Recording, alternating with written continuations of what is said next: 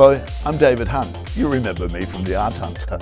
Yeah, well, here I am. This is a special where we don't do this very often, so this is how special this is. This is the set of The Grinning Man here at the Alex Theatre.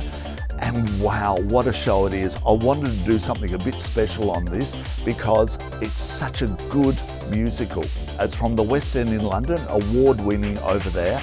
We've got it before Broadway's got it here at the Alex Theatre in Australia. So this is a behind the scenes look. We'll be talking to the executive producer, the director, the actors, all behind the scenes, and some of the wonderful live footage of the production. This is a must-watch, people, so sit back, relax, and enjoy behind the scenes of The Grinning Man at the Alex Theatre. In a world of inescapable misery! Thank you so much for joining us today. You're welcome. Thank you for having me.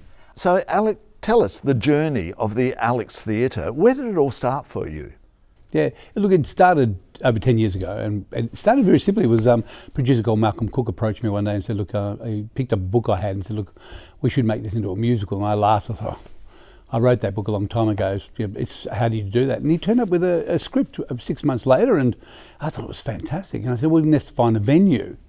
And then we couldn't find a professional venue that was independent, that we could do really what we were hoping to be a 5-star show in. And then we came upon this building, and it was the old Palace Cinemas. Yeah. And I thought, oh, I'll just take it over. I'll rent it, and I'll put a couple of seats in.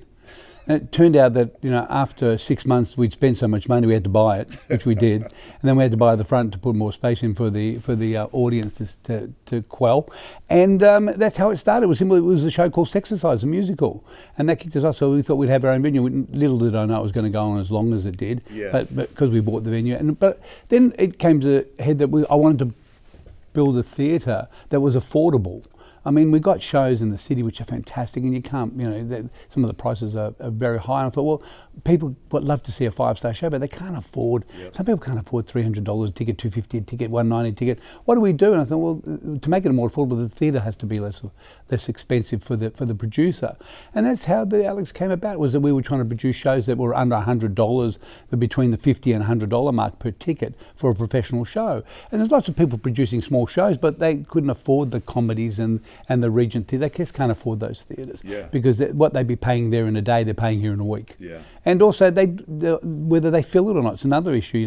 They're marked, and the risk is too high for them financially to do a show in a big theatre. And I've produced in those theatres. I've produced in the Regent, I've produced in all those theatres, and I know what it's like. I've had shows in there for 16, 18, 20 weeks at a time, and it's very, very pricey. Yeah. But for someone starting out, they can't afford it. And that's what we opened the 3 theatres: the studio, which can seat up to 150, 180, the second one which is up 280 to 300, and this one that we're sitting in now, which is close to 500 seats, right. To give people a variety of theatre venues. Yeah. I mean, we haven't got the big fly towers, and we're a smaller theatre, but what we've got is a beautiful ambience and a wonderful feeling of closeness when you're in the show. You can sit anywhere in this theatre and feel like you're part of the show. Yeah. There's a great line in Grinning Man that Anthony says, Derrimore says, I feel like I'm in the play, as he stands up in the audience. I feel like I'm in it, and that's what you feel like when you're in the audience. You want to be close, you don't want to be out of touch. I agree.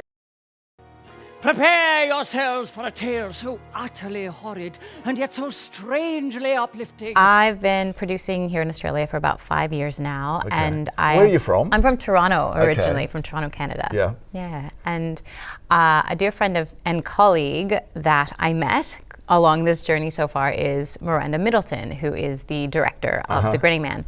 And Miranda, a couple of years ago, brought The Grinning Man to my attention.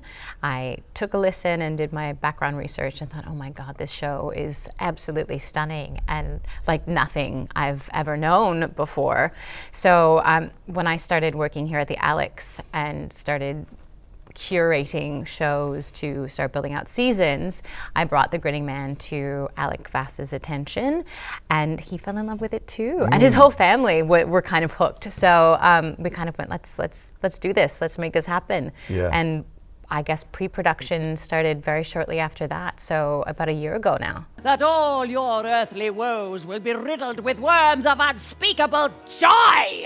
Alan, my general manager, introduced me to Ash, and he said, look, Alex, you've got to meet Ash. I wanted to come on board and work with us in our team. And I said, yeah, because we suffered greatly through COVID, of course, like everyone else did. We were closed for 2.5 years. Saying that, we invented some other things we were doing here, but it doesn't pay the way, as we know. But Ash came along, and the first thing she brought me was the Grinning Man. And I'm a lover of the arts and theatre, and as an ex-performer and producer, I look for those gems. And the Grinning Man was that gem. You just got to get that. And when I listened to it, and I listened to it, and I listened to it, and it was one of those things, I know that if I remember a number, other people are going to remember a number. But it was those numbers that caught you that you want to listen to again and again. It's a show that I think suited our theatre. And Ash, but the way she presented the show was absolutely fabulous. It's a smaller cast who perform multiple tasks. Yep. I mean, if you look at the cast, you're watching the leads also in the ensemble at any other time. If they're not playing the leads, they're doing doing other parts in the show. And that's absolutely fantastic. That's what's called an ensemble show, of course. But after I heard it, after I saw it, and then we went to casting, I knew then that this was an amazing show. I actually knew before, because it's a gut feeling, and I knew that it suited the theatre. And then the hardest thing was having someone that worked with me that could do the job. You know what, it's the old thing about, as a producer, have you lost money in a show? Because when you've lost money, you know what a show's about. And I've lost money in lots of shows, and I made money in lots of shows. Yeah.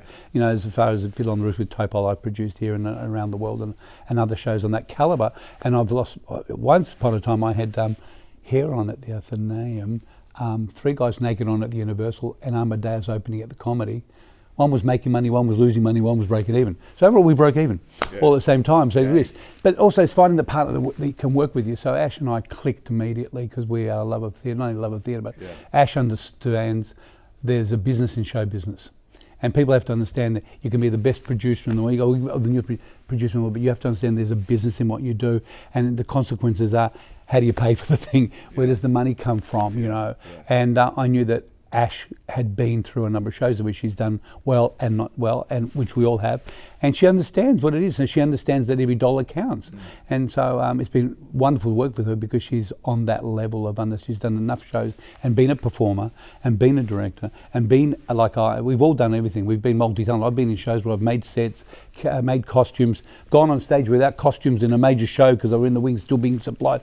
We've seen it all. We built our team, I would say, probably starting around May or June of last year, and then we started casting at the beginning of spring, and it's just kind of snowballed from there. And it all happened very quickly. I feel like a year is a long time, but it feels like no time at all that we finally made it to opening night, and I'm over the moon with how the show has gone and the reception that we're getting, and our company as a whole, the cast, the creative team are so happy, and they're loving every minute of it. So after the break, you're going to see some of the live show, and we'll be talking to the director, the actors. This is special. Come back. Is this the truth now? Everyone who sees him is amazed. Within this script, there are lots of beautiful, exciting images to play with. There's the idea of truth versus dream, and reality versus illusion. The idea of being broken and beautiful at the same time. So the amazing Sophie Woodward and I began our chats collecting images and lyrics and reference images, and from there we're starting to build out our theatrical world. As a director, I believe deeply in the power and the potency of cradling a story within the right theatrical world, and we feel like we've just had a breakthrough and we've cracked this broken, beautiful world, actually drawing some inspiration from German Expressionism. And interestingly, there is a silent film based on Victor Hugo's novel that is made in a German Expressionistic way. So it's cool that we're tapping into the imagery of that world. To hold this show, there are going to be immersive elements. We really want to invite the audience into the carny, magical world of Trafalgar Fair, and allowing our design to take us on a journey as we follow Grinning, our lead character, uncovering the pain of his past and finding the beauty within that truth. Please don't take my mother. Don't take her across the sea.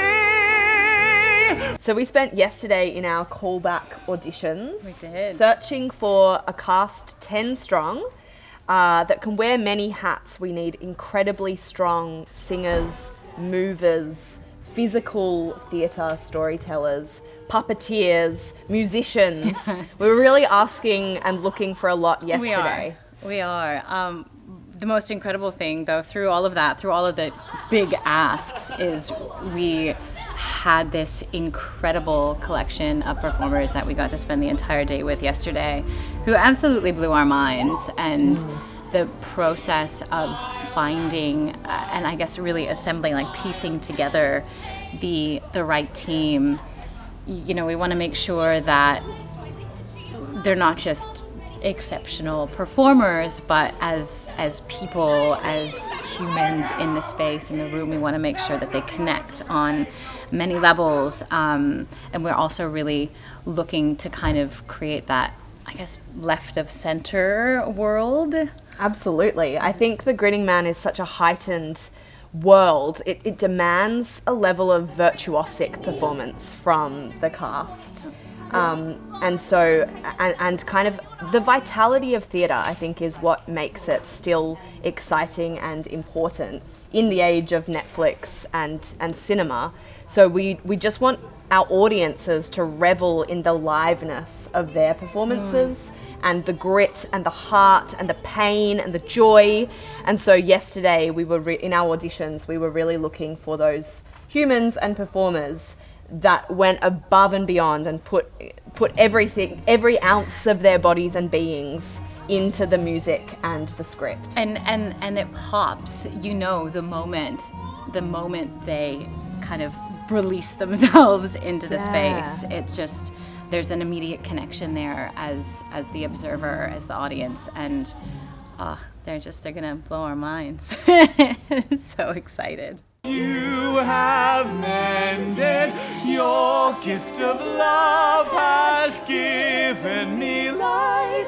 So Aaron is going to be using lighting and some projection to help us shift between different worlds within the story and also bring alive, I think, the history of entertainment. So the fact that we're staging this show in the Alex Theatre, which was once a cinema, and the advent of cinema was happening at, you know, kind of similar times to when the novel was being written is really interesting to us. So we just want to whip out all of the old school theatre magic, like follow spots and old school projection to enchant the audience. I think that's really my super objective as a director telling this story. I felt so enchanted by the original production, and so working as a team through the music, the beautiful music, which will be brought to life by David Ewings, and movement by Freya List, and this lighting design by Aaron Murray,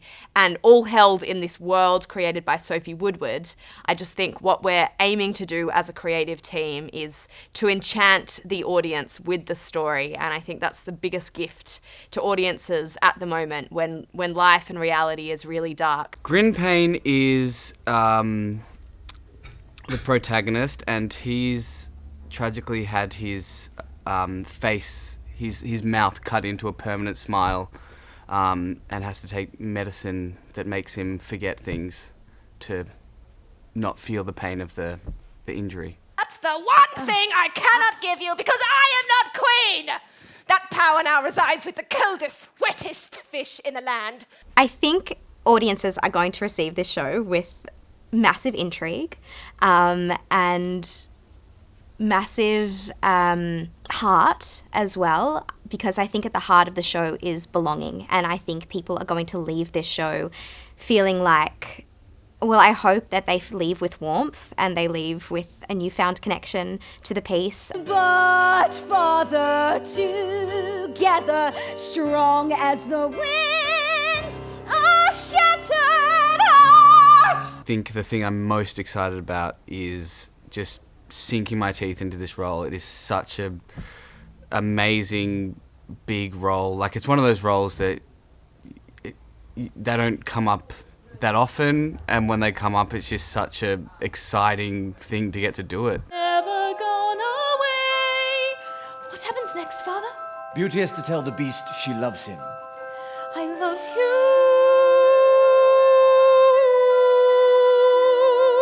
I know as well that overseas there are really big like cult followings around this show, so I can only hope that people will develop that same love that I know that I have for musicals that I go and watch one time and then I just become obsessed with. So yeah, I hope that they fall in love with it. It's quite a unique score in the way that it's written. It's not your sort of standard musical theatre fare. It's a bit of a combination of Sweeney Todd, Jesus Christ Superstar, Les Mis, all those kinds of things, and a bit of sort of David Bowie and Tom Waits in there as well. So it's going to be really exciting to bring it to life. My liturgy of laughter was a rough and ready creed. This is like a whirling Suffolk dervish dancing speed. I've got a funny feeling in my hand. Not only is this a new work in Australia, but the team that's putting together is really passionate about the story, so how we can translate that from the production that's already happened and keep the bones of it whilst putting our own spin on it. And I know that the team is really passionate about this show, which is really inspiring. So yeah, I think I'm just most excited as to letting these visions and passion come to life and fruition. Come and get your tickets to the biggest hit in town. Soon you won't remember how you live without this clown.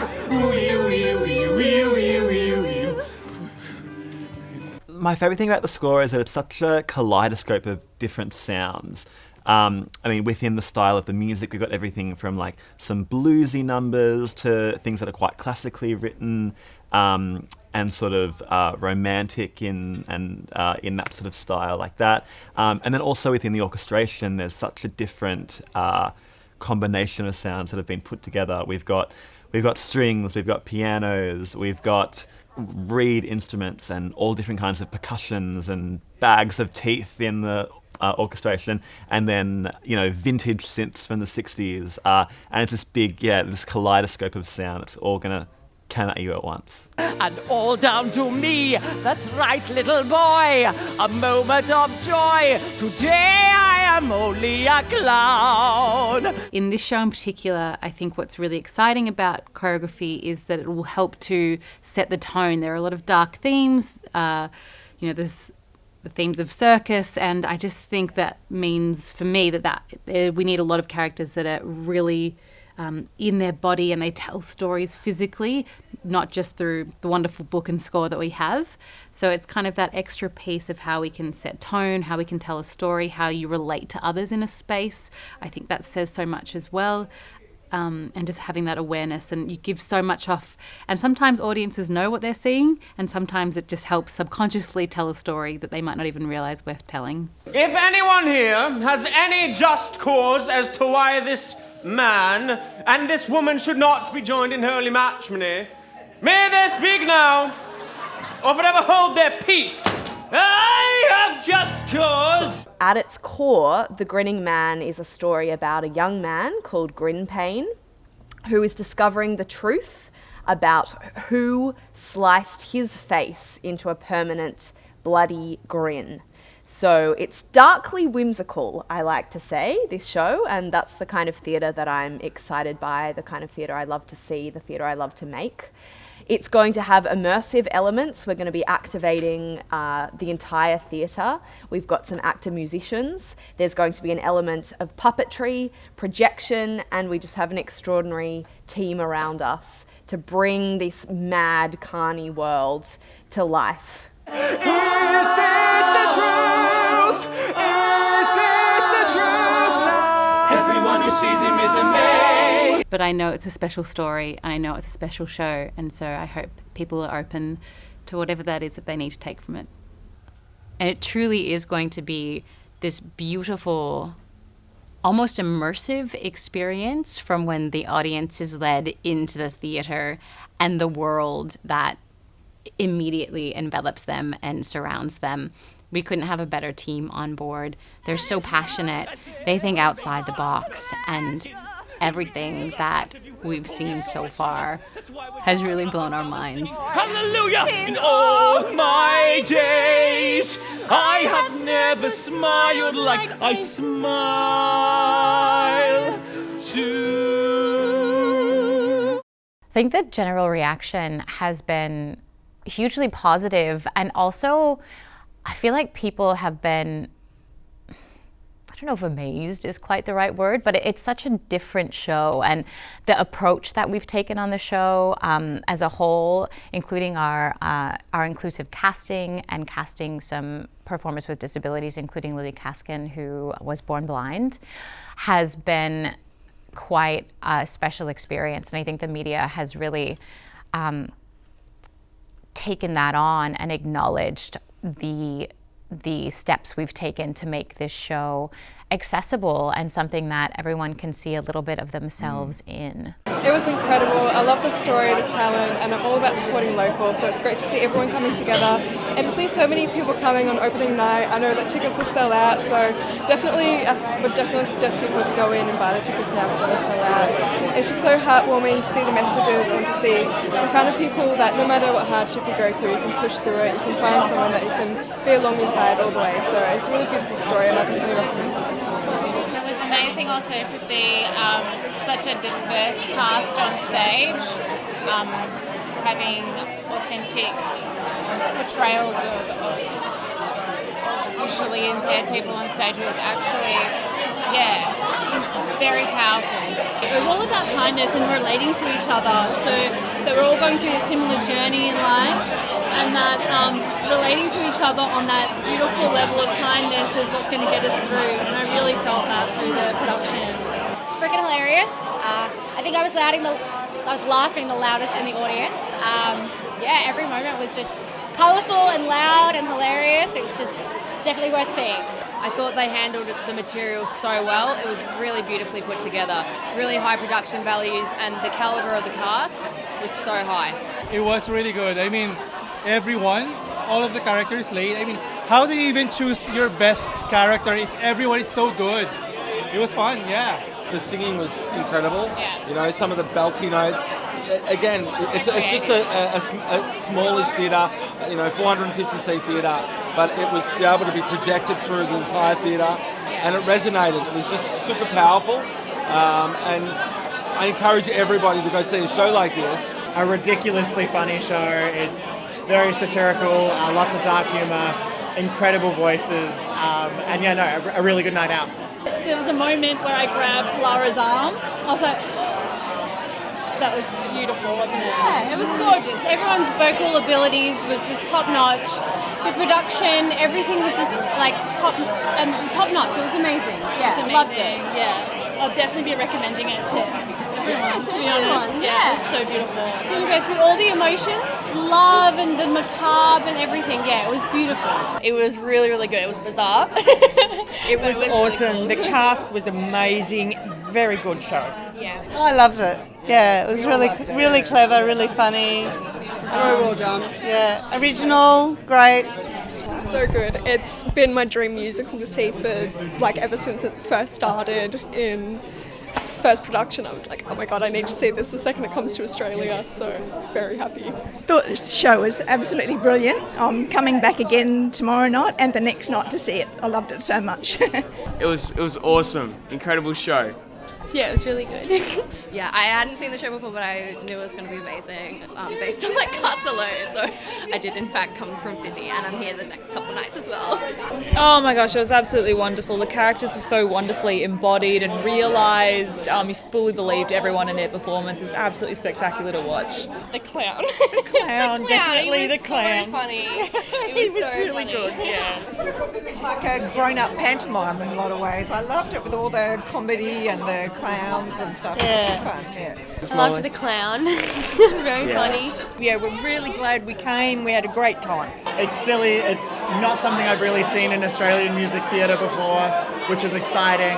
It's nice to have something different and new that is showcasing some awesome talent. Survive in a cruel world, but dreamers like you carve ships out of wood.